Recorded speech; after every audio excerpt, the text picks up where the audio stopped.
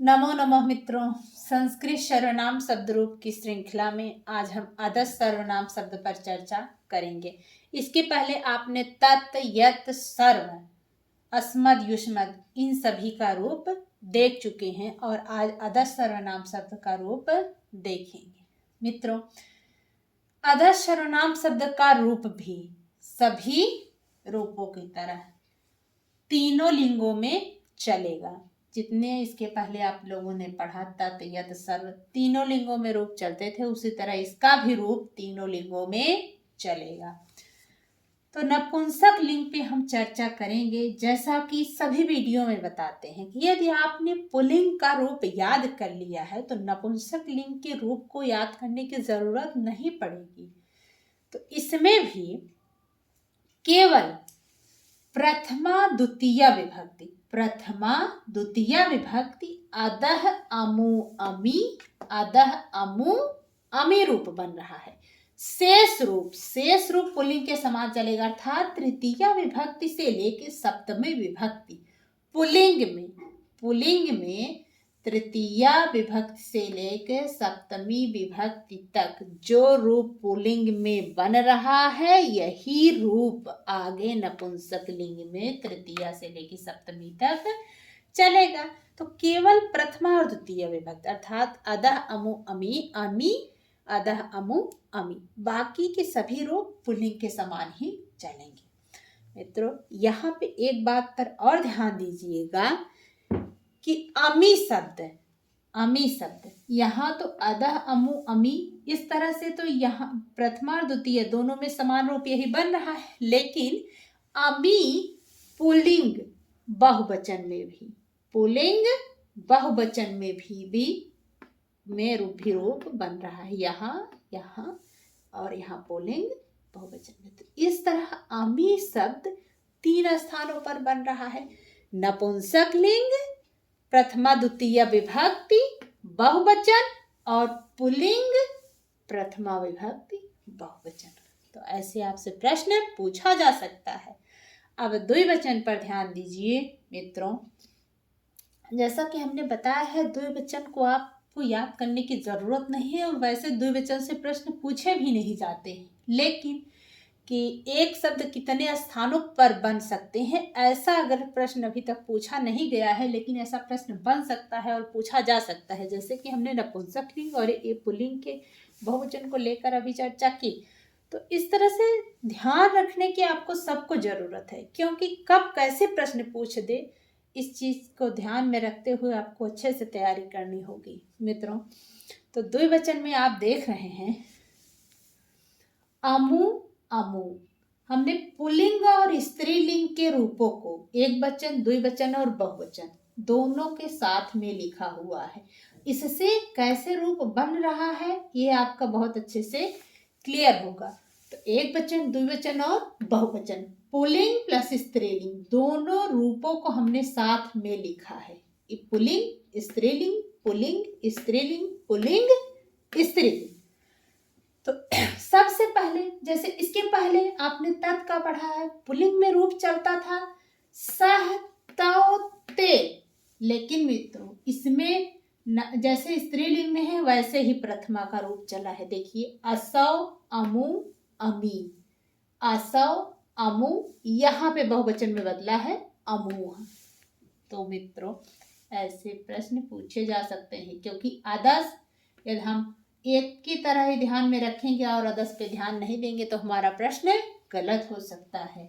तो प्रथमा विभक्ति और पुल्लिंग में भी और स्त्रीलिंग में भी एक वचन में असौ, असरूप बन रहा है। वैसे तो यह रूप यदि आप सभी की तरह मिलान करेंगे तो स्त्रीलिंग की तरह लगेगा, लेकिन यह क्या है, पुल्लिंग है। तो असौ, अमु, अमी और स्त्रीलिंग में भी असौ, अमु, अमूह। अब ध्यान दीजिए यहाँ पे अमूह बन रहा है स्त्रीलिंग में।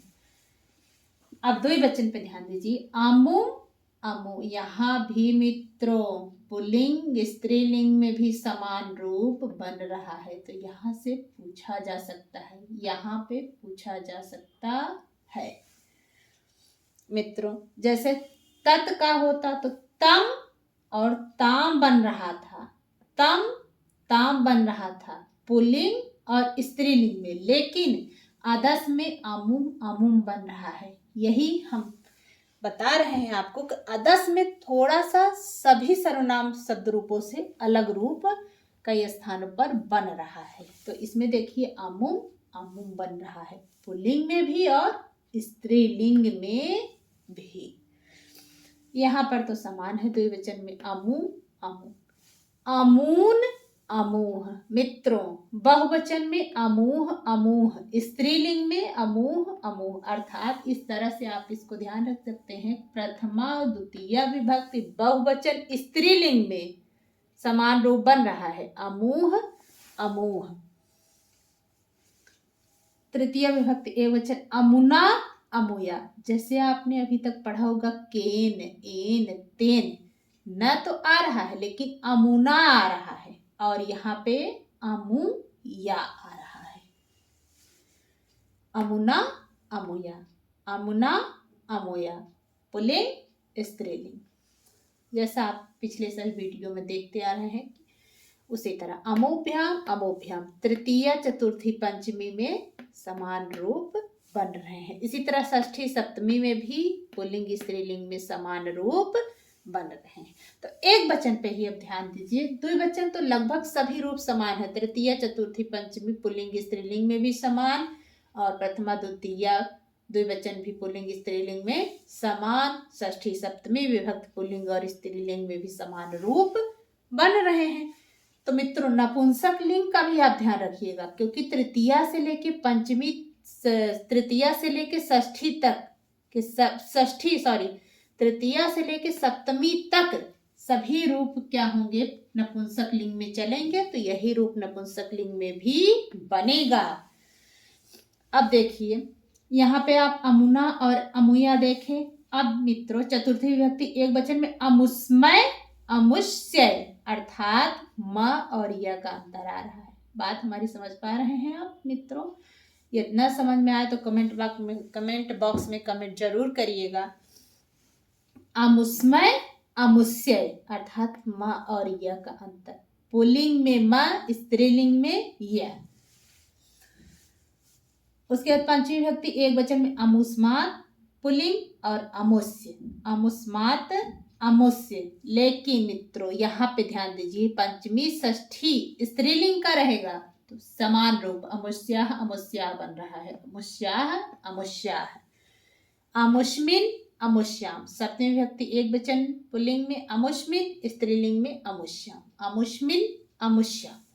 मित्रों एक एक शब्द पर इस अगर आप ध्यान देंगे तो एग्जाम में ये चीजें ध्यान में आ जाती हैं। तो आपको एक एक चीजों पर पहले समझना है, ध्यान देना है। उसके बाद यदि आप रूप याद किए रहेंगे तो ये सारी बातें भी आपके दिमाग में उस समय आ जाएंगी। आप प्रेशर लेके कभी भी एग्जाम में मत बैठिए, उसमें बहुत गलतियां होती हैं। अब आइए बहुवचन पर आगे की चर्चा कर लेते हैं।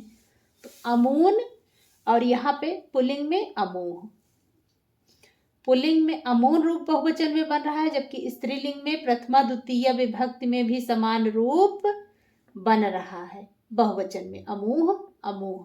ध्यान रखिएगा मित्रों। अब देखिए हमने इसके पहले सभी वीडियो में आपको बताया है कि तृतीया विभक्ति बहुवचन पर, तृतीया विभक्ति बहुवचन।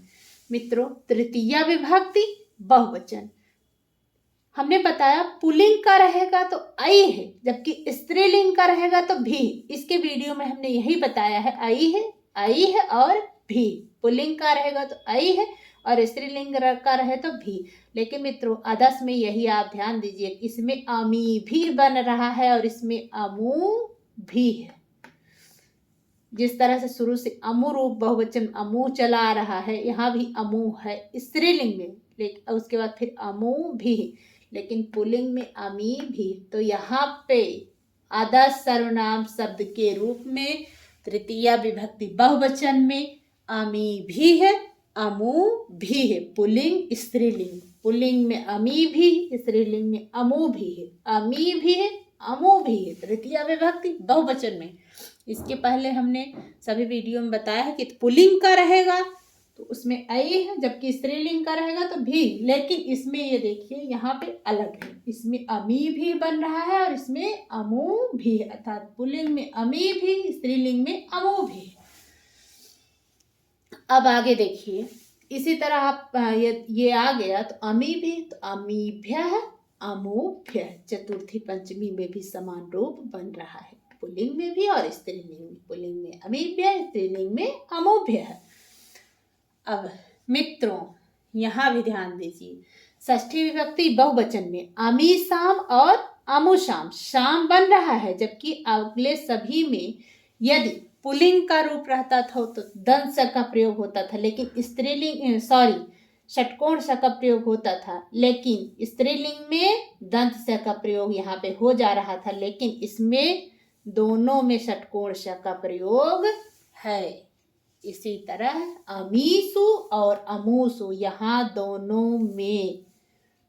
में अर्थात पुल्लिंग और स्त्रीलिंग दोनों में षटकोण स का ही प्रयोग है।